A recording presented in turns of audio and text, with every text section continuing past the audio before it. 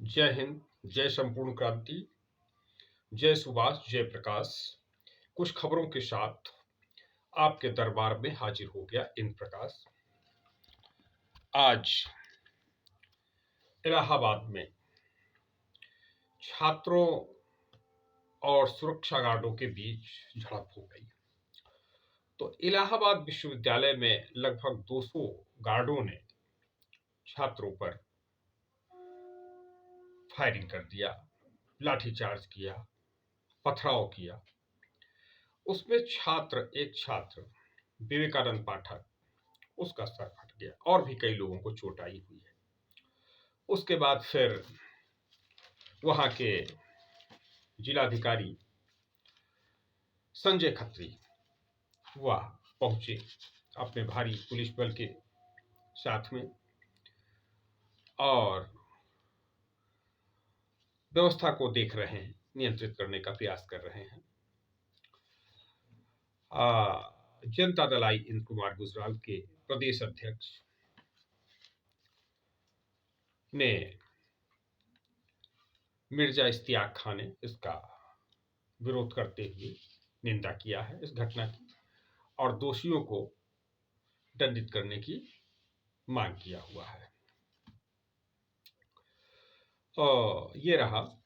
Campus में आगजनी भी हुई है, जो हमारे संवाददाता प्रयागराज से खबर दिया हुआ है, और पूरा इलाका एक तरीके से छावनी जैसा तब्दील कर दिया गया है। एक खबर कानपुर से कि आज समाजवादी पार्टी के राष्ट्रीय अध्यक्ष पूर्व मुख्यमंत्री माननीय अखिलेश यादव जी भी गए कानपुर। इरफान सोलंकी वहां के विधायक, उनके ऊपर कई केस लगे और वो जेल में बंद है, उनसे मिलने के लिए गए। और वह जो अभी पुलिस हिरासत में मारे गए बलवंत सिंह, तो बलवंत सिंह की पत्नी से भी वह मिले। एक खबर बाराबंकी से है। तो बाराबंकी में अभी प्रिंस शर्मा, एक 19 साल का लड़का था, उसकी हत्या सरेआम कर दी गई। दौड़ा दौड़ा करके, पीट पीट करके उसकी हत्या कर दी गई। बदमाशों के हौसले कितने बुलंद हैं, दिन दहाड़े हत्या हो जाती है। उसके बाद फिर वही होता है कि बाराबंकी के एसपी दिनेश सिंह अपने पुलिस बल के साथ, भारी फोर्स के साथ पहुंचे। जांच की जा रही है, छानबीन चल रही है, अपराधी गिरफ्तार किए जाएंगे, सख्त से सख्त सजा होगी। तो ये कितना होता है देखने वाली बात है। कुछ केसों तमाम अपने इर्द गिर्द तमाम केस रहते हैं, तो देखा जाता है कि करीब करीब जुमले ही साबित होते हैं शासन प्रशासन के। तो इसमें ये होना चाहिए कि आखिर कैसे हत्याएं हो जाती हैं, शासन प्रशासन के लोग क्या करते रहते हैं। पुलिस प्रशासन इतना भारी भरकम अरबों खरबों रुपए का जनता के टैक्स का पैसा इनके ऊपर खर्च होता है, और ये लोग कैसे देखते सुनते हैं कि इस प्रकार की भयंकर भयावह घटनाएं हो जाती हैं, जिसमें पूरा क्रूरतम से क्रूरतम हत्याएं हो जाती हैं इस प्रकार से। ऐसी ही और भी कई घटना भी भागलपुर में हो गया, बिहार में। तो भागलपुर में एक नीलम यादव की हत्या तो मोहम्मद शकील नाम के व्यक्ति ने कर दिया हत्या।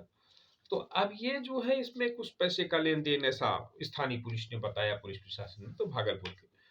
तो अब ये है कि ऐसा अगर पैसे का भी लेन देन है तो पुलिस प्रशासन को उसमें नियंत्रण करना चाहिए, प्रशासन को। तो पहले जो मैं देखता हूं कि 30-35 साल, 40 साल पहले जिस तरीके से एक पुलिस प्रशासन सक्रिय रहता था, तो पुलिस प्रशासन की सक्रियता में बहुत कमी आई है। और जो स्थानीय लोग सक्रिय होते थे, जिनको पंच प्रधान कहा जाए, मुखिया कहा जाए, सभासद कहा जाए शहरी क्षेत्रों में, तो वह सब सेवादार लोग होते थे और उनका प्रयास होता था कि लोगों समाज में समन्वय बनाए रखना, समाज को न्याय प्रिय होते थे, समाज को न्याय देना। अब क्या हो गया कि पैसे की इतनी अधिक भूख बढ़ गई है कि जो क्षेत्र पंचायत सदस्य, ग्राम पंचायत सदस्य हुआ, ग्राम प्रधान हुआ, तो ब्लॉक प्रमुख हुआ, जिला पंचायत सदस्य, उनको लगता है कि हम भी विधायक जी की तरीके से, सांसद जी की तरीके से, मंत्री जी की तरीके से कैसे अपना बड़ा बंगला बनवाएं। फिर कैसे 4, 5, 6, 10 गाड़ियों के काफिले के साथ चले? अगर गाड़ियों के साथ के काफिले से चले नहीं, तो फिर हम नेता कैसे? ये बड़ा सवाल है।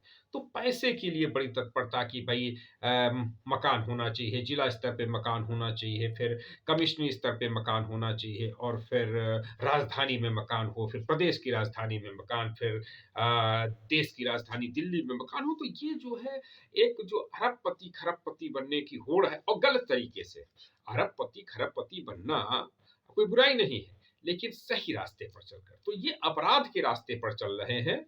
तो इसलिए एक कमी आई हुई है कि ना तो अब शासन प्रशासन क्या करता है, उसका जैसे पैसा कमाना, कैसे अरबपति खरबपति बना जाए। तो जो एक तमाम मैं अपने रिश्तेदारों में देखता हूँ जो तमाम बड़े बड़े ओहदों पर रहे और सेवा किया और पैसा नहीं पैदा किया, तो उनको भी लोग हैं कि भाई क्या पैसा पैदा किया, क्या किया। मैं तमाम नेताओं को देखता हूँ तो वो है कि भाई आप कैसे चल रहे हैं, आप रिक्शे से जा रहे हैं, आप पैदल जा रहे हैं, आप तो आपके नाम, आप तो मंत्री रह चुके हैं, विधायक रह चुके हैं, सांसद रह चुके हैं, तमाम ऐसे लोग। तो ये जो एक स्थिति समाज में व्याप्त हो गई, ये बड़ी भयंकर है कि समाज के प्रति सरोकार इसने समाप्त कर दिया। एक इसी प्रकार से एक घटना देखिए छिबरामऊ। तो छिबरामऊ में घटना हुई, यहाँ पर अरुण साक्य जो पूर्व प्रधान थे उनकी हत्या हो गई और छिबरामऊ की विधायक कन्नौज जनपद वो अर्चना पांडे जी, अर्चना पांडे वहां की, वो कह रही हैं श्रीमती अर्चना पांडे जी कि समाजवादी पार्टी का हाथ है, समाजवादी पार्टी के लोगों ने हत्या कराई। तो अब देश में, प्रदेश में भाजपा की सरकार, देश में भाजपा की सरकार, उसके बावजूद भी समाजवादी पार्टी का अन्याय, अत्याचार, आतंक कायम है।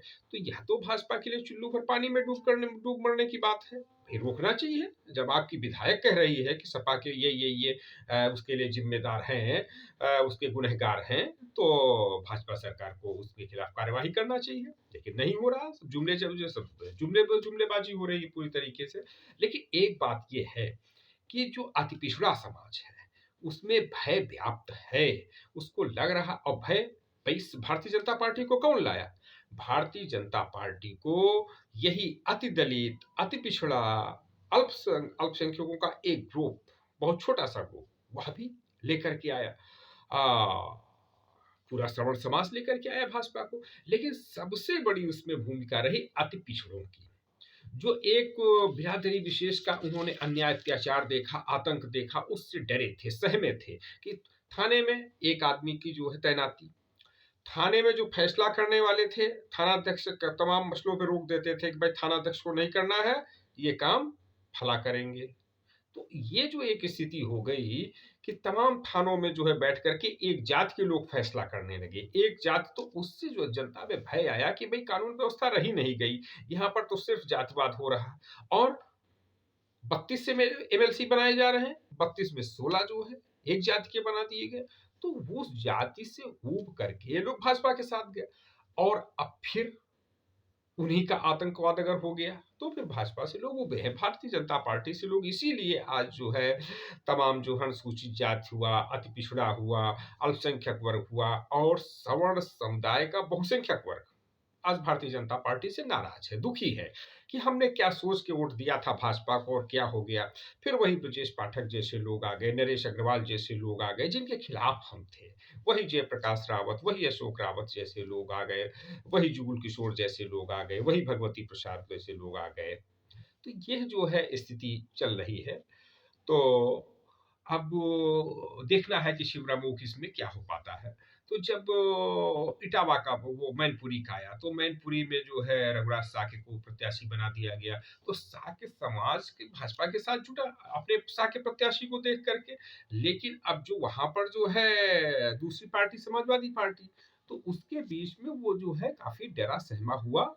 पूरे उत्तर प्रदेश का ही जो है, और उत्तर प्रदेश का, बिहार का भी यही हाल है। दोनों यूपी बिहार का जो अति पिछड़ा समाज है वो अपने आप को डरा सहमा समझ महसूस कर रहा है। तो उसका डर शासन प्रशासन को दूर करना चाहिए, दूर करने की जरूरत है। और एक विशेष खबर ये बिहार से ही संबंधित है। तो बिहार में आज राजेंद्र सिंह भट्टी, जो वहाँ के राजविंदर सिंह भट्टी नए डीजीपी बनकर के आ गए हैं।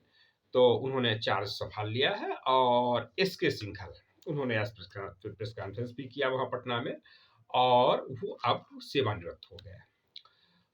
ये बिहार के पटना से खबर रही। और एक बड़ी वहाँ की खबर चल रही है, वो ये मोरबी जैसी एक घटना हो गई वहाँ पर, वहाँ बेगूसराय की गंडक नदी।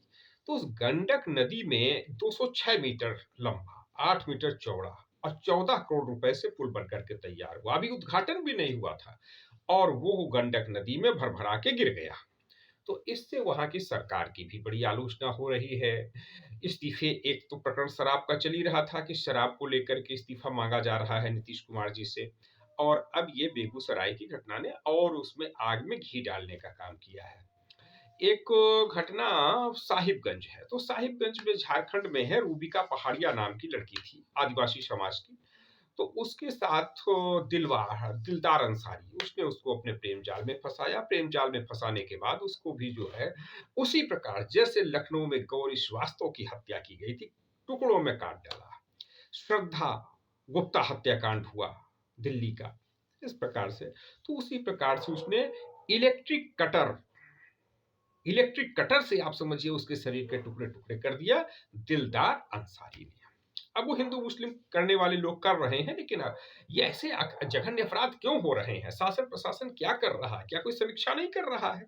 इतने बड़े बड़े गंभीर हो रहे हैं, तो ये बातचीत के, इनके जो मतभेद हैं वो बातचीत के द्वारा सुलझाए जाने चाहिए, इसमें इतने जघन्य नहीं होना चाहिए।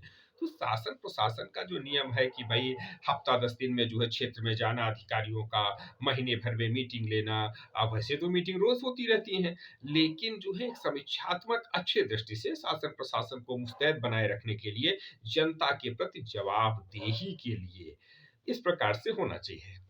और एक जो है विशेष बात यह है कि आज शराब कांड को लेकर के वहां पर कम्युनिस्ट ने भी विरोध किया, नीतीश सरकार का, कांग्रेस ने भी विरोध किया, और शराब से जो लोग मरे हुए हैं उनके मृतक आश्रितों के लिए, उनसे आज मृतक आश्रितों के लिए मांग किया है कि वो मुआवजा दें। तो इस संदर्भ में जनता दल आई हिंद कुमार गुजराल की राष्ट्रीय अध्यक्ष माननीय श्रीमती चौधरी किरण सिन्हा ने भी पत्र लिखा नीतीश सरकार को। उन्होंने उन 3 बातें लिखी कि एक तो 2016 में आपने मुआवजा दिया हुआ था, एक बात। दूसरी बात, केवल मुख्य विपक्षी दल भाजपा ही नहीं विरोध कर रही है और मांग कर रही है मुआवजा देने के लिए, बल्कि आपके साथ जो गठबंधन में शामिल तो आपके साथ जनता दल हिंद कुमार गुजराल भी है, लेकिन खास तौर से कांग्रेस और कम्युनिस्ट भी मुआवजे की मांग कर रहे हैं, आपके विरोध में जा रहे हैं। तो आप इनको मुआवजा की घोषणा कीजिए। तो देखिए, हो सकता है कि माननीय किरण सिन्हा जी का क्या असर पड़ता है नीतीश सरकार पर, और वो तो 4-6 दिन, हफ्ता 10 दिन में हो सकता है कुछ मुआवजे के लिए सोचे कि मुआवजा नीति कुछ उनको बना करके मुआवजा दिया जाए, लग रहा है। एक को खतौली में तो कल वो हो गया था, उन्होंने जयंत चौधरी, राष्ट्रीय लोकदल के राष्ट्रीय अध्यक्ष, तो उनको परमिशन सरकार ने नहीं दिया था, तो उन्होंने धन्यवाद के रूप में कि हम इकट्ठा हुए, धन्यवाद देंगे, तो खैर उन्होंने खतौली में जनसभा किया हुआ था। तो अब देखना है कि ये जो है सपा रालोद और ये उत्तर प्रदेश में क्या करते हैं, बसपा की क्या भूमिका होती है, और उत्तर प्रदेश में जनता दल आई की विशेष भूमिका। जैसे कि कल 2 बड़े कार्यक्रम हुए, एक तो किसानों का कार्यक्रम हुआ रविंद्रालय में, दूसरा दारुल सभा में अखिल भारतीय कायस्थ महासभा का उत्तर प्रदेश की बैठक हुई। तो दोनों में जो है, जो 2019 में मैडम सिन्हा को जिताने के लिए, मैडम सिन्हा के चुनाव कैंपेन में जो लोग लगे हुए थे, तमाम वह लोग देखे गए कि वो प्रभावी भूमिका में रहे, वो रविंद्रालय में भी रहे और दारुल सभा में भी रहे। तो लखनऊ को लेकर के चर्चा है कि माननीय किरण सिन्हा जी लखनऊ लोकसभा से भी चुनाव लड़ेंगी, पटना से भी चुनाव लड़ेंगी, उनकी तैयारी भी चल रही है लखनऊ पटना। और चूंकि शत्रुघ्न सिन्हा जी आसनसोल से सांसद हैं ही, तो इसलिए लखनऊ पटना से लड़ने की उसमें वो मुहिम में हैं माननीय किरण सिन्हा जी, राष्ट्रीय अध्यक्ष जनता दल आई। और उन्होंने भिखारी ठाकुर की जयंती मनाई। तो उसमें उन्होंने कहा कि भिखारी ठाकुर का उन्होंने नमन किया, उनको याद किया, और उन्होंने कहा कि भिखारी ठाकुर तो भोजपुरी के शेक्सपियर थे, और बहुत बड़ा योगदान उनका रहा भोजपुरी को जो है आगे लाने में। श्रीमती सिन्हा ने बताया कि ये भिखारी ठाकुर एक लेखक थे, एक निर्देशक थे, गीतकार थे, संगीतकार थे और गायक भी थे और कुल मिला के एक ऑलराउंडर ऑलराउंडर आर्टिस्ट होता उस प्रकार के हर भूमिका को निभाने वाले एक महत्वपूर्ण कलाकार थे। और 18 दिसंबर 1887 को उनका जन्म हुआ था। ये कुतुबपुर दियारा में हुआ था। ये सारण जिले में, बिहार के सारण जिले में, यूपी के बॉर्डर पे करीब करीब हुआ था इनका जन्म। और ये 10 जुलाई 1971 को विदा हो गए इस संसार से।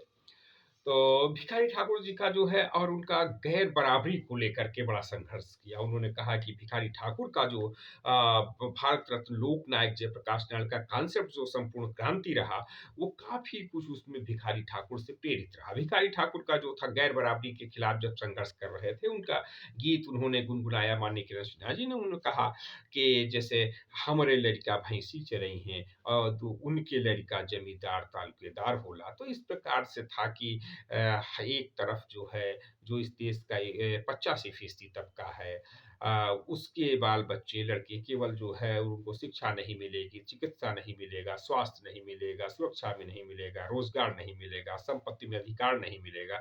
जबकि कुछ लोग, चंद लोग, 2, 4, 5% के लोग, उनको हर प्रकार की सुविधाएं होंगी। वो बढ़िया सिंगापुर में जाएंगे, डॉक्टर बन करके जाएंगे और हर प्रकार की सुविधाएं होंगी, बड़े बड़े बंगले होंगे, बड़ी बड़ी गाड़ियां होंगे, उनके बच्चे मुख्यमंत्री बन जाएंगे, उप मुख्यमंत्री बन जाएंगे और विधायक भी बन जाएंगे। तो इस प्रकार से जो है उनका रहा कि भाई सांसद भी बन जाएंगे और वही प्रशासन में भी को डीएम बनेंगे, एसपी बनेंगे, एसडीएम बनेंगे। तो इस प्रकार से जो परिवारवाद था, तो भिखारी ठाकुर ने परिवारवाद पर, पूंजीवाद पर, सामंतवाद पर, वंशवाद पर उस समय बड़ा हमला किया हुआ था और आंदोलन को गति दिया था। और माननीय किरण सिन्हा जी के साथियों ने सबने संकल्प लिया कि हम भिखारी ठाकुर के विचारों को जन जन तक पहुंचाएंगे और भिखारी ठाकुर के सपनों का भारत बनाएंगे। और उनके साथ तमाम चौधरी किरण सिन्हा यूथ ब्रिगेड के साथी गण रहे और संपूर्ण क्रांति मंच के साथी रहे उनके साथ। जनता दल इंद कुमार गुजराल के कार्यकर्ता रहे सब। तो इस प्रकार से कार्यक्रम रहा। तो अब देखना है कि कितना क्या स्थिति आगे चल करके बन पाती है।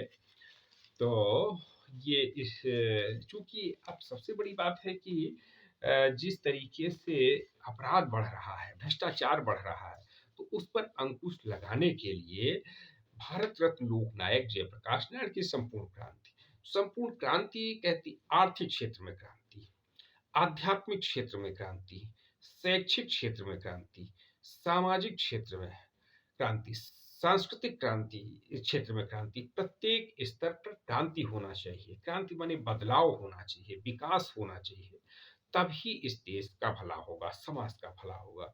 तो इसके लिए जरूरत है आज की कुछ लोग निकलें, जैसे कुछ लोग काम कर रहे हैं तो उनके साथ में कुछ लोग निकलें और तब एक बेहतर भारत को बनाया जा सकता है। शराबबंदी के लिए भी होना चाहिए कि शराबबंदी को माननीय किरण सिन्हा जी ने वहाँ मांग किया अपने पत्र में कि इसको और सख्ती के साथ लागू किया जाए, जिसमें कि जो शराब पिलाने वाले लोग हैं उन पर भी सख्त कार्यवाही हो। माननीय किरण सिन्हा जी ने उल्लेख किया है कि जो शराब पिएगा वो तो मरेगा, ठीक है, मुख्यमंत्री नीतीश कुमार जी ने कह दिया, लेकिन जो शराब पिलाएगा उस उसके लिए कौन जिम्मेदार होगा? जो एक पूरा एक नेक्सस है, पूरा एक गिरोह है जिसमें शराब का माफिया भी शामिल है, जिसमें स्थानीय प्रशासन भी शामिल है और जो स्थानीय जो है और तो जिनको गांव की भाषा में दलाल कहा जाता है, मीडिएटर शामिल है, वो भी शामिल है। कहीं कहीं छोटे छोटे कर्मचारी भी शामिल हैं, कहीं पर बड़े कर्मचारी शामिल हैं, बड़ा पैसा ले रहे हैं। तो ये पिलाने वाले लोग जो हैं, उन पिलाने वालों पर भी कार्यवाही होना चाहिए। ऐसा नहीं कि वो उनको छोड़ दिया जाए, तो वो शराब पिलाने वालों पर भी जो है कार्यवाही होना चाहिए तेजी के साथ। ये भी जो है माननीय किरण सिन्हा जी ने अपने पत्र में मांग किया हुआ है। तो ठीक है, इसी के साथ आप सभी को जय हिंद, जय संपूर्ण क्रांति, जय प्रकाश। और आप सबको बहुत बहुत धन्यवाद। कल फिर आप सभी से भेंट होती है। धन्यवाद, धन्यवाद।